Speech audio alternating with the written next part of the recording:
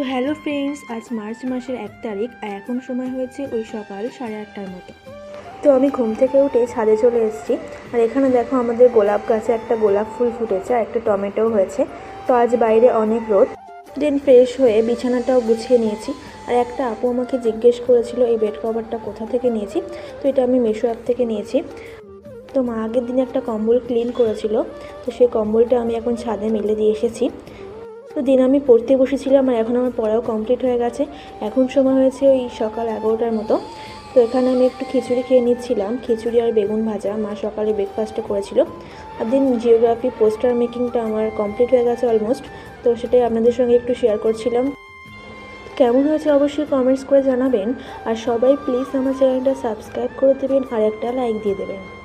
আর March মাসের 3 তারিখ আমার ফার্স্ট এক্সাম, বেঙ্গলি এক্সাম।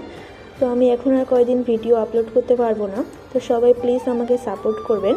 আর এখানে মা আমার আর বোনের জন্য একটা ওড়না নিয়েছিল, দুজনের জন্য দুটো ওড়না।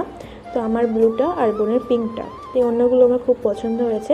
তো আপনাদের কেমন লাগছে অবশ্যই কমেন্টস করে জানাবেন।